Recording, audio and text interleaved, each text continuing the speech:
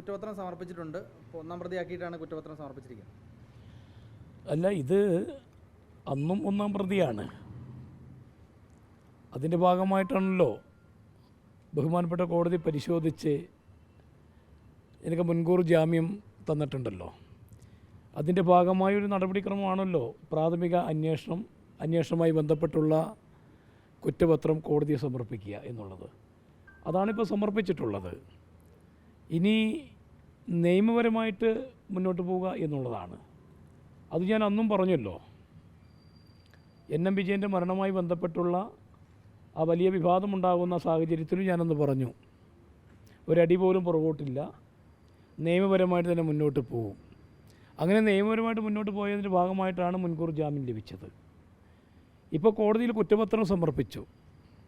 Local പോലീസും ക്രൈംബ്രാഞ്ചും സംയുക്തമായി അന്വേഷിച്ച റിപ്പോർട്ടും അതോടൊപ്പം തന്നെ വിജിലൻസ് കേസും ചാർജ് ചെയ്തു. മാത്രമല്ല, നീതിന്യായ കോടതി മുൻകൂർ ജാമ്യം തരുമ്പോൾ ഒരു വ്യവസ്ഥയുണ്ട്, അന്വേഷണ ഉദ്യോഗസ്ഥന്മാരുടെ മുന്നിൽ ഹാജരാകണമെന്ന്.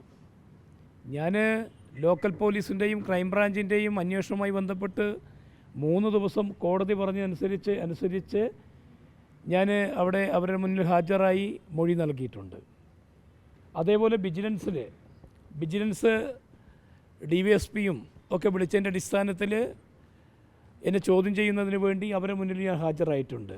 ഒരു ഭയവും ഇല്ല, നിയമപരമായിട്ട് തന്നെ മുന്നോട്ട് പോകാനാണ് തീരുമാനം. ഈ കേസൊക്കെ രാഷ്ട്രീയ പ്രേരിതമായിട്ടാണ് ഞാൻ കാണുന്നത്. കാരണം വേണമെങ്കിൽ നേരത്തെ കുറ്റപത്രമൊക്കെ സമർപ്പിക്കാമായിരുന്നു.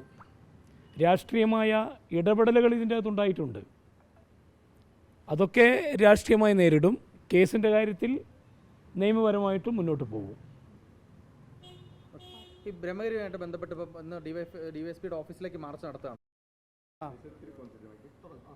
റെഡിയാണോ? ഇപ്പം എന്താ സാഹചര്യം? ഇപ്പം കുറ്റപത്രം സമർപ്പിച്ചിട്ടുണ്ട്. ഇപ്പോൾ ഒന്നാം പ്രതിയാക്കിയിട്ടാണ് കുറ്റപത്രം സമർപ്പിച്ചിരിക്കുന്നത്. അല്ല, ഇത് അന്നും ഒന്നാം പ്രതിയാണ്. അതിൻ്റെ ഭാഗമായിട്ടാണല്ലോ ബഹുമാനപ്പെട്ട കോടതി പരിശോധിച്ച് എനിക്ക് മുൻകൂർ ജാമ്യം തന്നിട്ടുണ്ടല്ലോ. അതിൻ്റെ ഭാഗമായൊരു നടപടിക്രമമാണല്ലോ പ്രാഥമിക അന്വേഷണവുമായി ബന്ധപ്പെട്ടുള്ള കുറ്റപത്രം കോടതിയെ സമർപ്പിക്കുക എന്നുള്ളത്. അതാണിപ്പോൾ സമർപ്പിച്ചിട്ടുള്ളത്.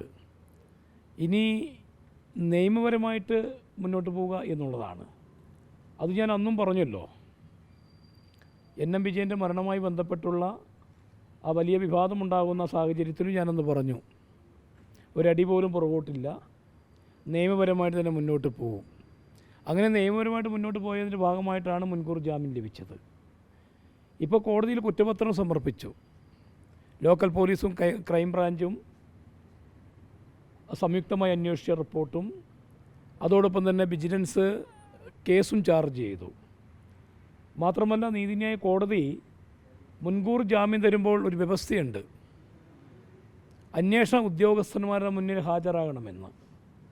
ഞാൻ ലോക്കൽ പോലീസിൻ്റെയും ക്രൈംബ്രാഞ്ചിൻ്റെയും അന്വേഷണവുമായി ബന്ധപ്പെട്ട് 3 ദിവസം കോടതി അനുസരിച്ച് ഞാൻ അവിടെ അവരുടെ മുന്നിൽ ഹാജരായി മൊഴി നൽകിയിട്ടുണ്ട്. അതേപോലെ വിജിലൻസ് DYSPയും ഒക്കെ വിളിച്ചതിൻ്റെ അടിസ്ഥാനത്തിൽ എന്നെ ചോദ്യം ചെയ്യുന്നതിന് വേണ്ടി അവരുടെ മുന്നിൽ ഞാൻ ഹാജരായിട്ടുണ്ട്. ഒരു ഭയവും ഇല്ല, നിയമപരമായിട്ട് തന്നെ മുന്നോട്ട് പോകാനാണ് തീരുമാനം. ഈ കേസൊക്കെ രാഷ്ട്രീയ പ്രേരിതമായിട്ടാണ് ഞാൻ കാണുന്നത്. കാരണം വേണമെങ്കിൽ നേരത്തെ കുറ്റപത്രമൊക്കെ സമർപ്പിക്കാമായിരുന്നു. രാഷ്ട്രീയമായ ഇടപെടലുകൾ ഇതിൻ്റെ അകത്തുണ്ടായിട്ടുണ്ട്. അതൊക്കെ രാഷ്ട്രീയമായി നേരിടും. കേസിൻ്റെ കാര്യത്തിൽ നിയമപരമായിട്ടും മുന്നോട്ട് പോകും. ഈ ബ്രഹ്മഗിരിയുമായിട്ട് ബന്ധപ്പെട്ട് ഇപ്പം ഇന്ന് DYSPയുടെ ഓഫീസിലേക്ക് മാർച്ച് നടത്തുകയാണല്ലോ.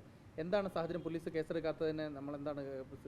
അല്ല, സ്വാഭാവികമായും പത്രവാർത്തകൾ കാണുമ്പോൾ, മീഡിയ ചാനലുകളിൽ വരുന്ന വാർത്തകൾ കാണുമ്പോൾ കേസെടുക്കുന്ന പോലീസും സംവിധാനവുമാണെന്ന് കേരളത്തിലുള്ളത്.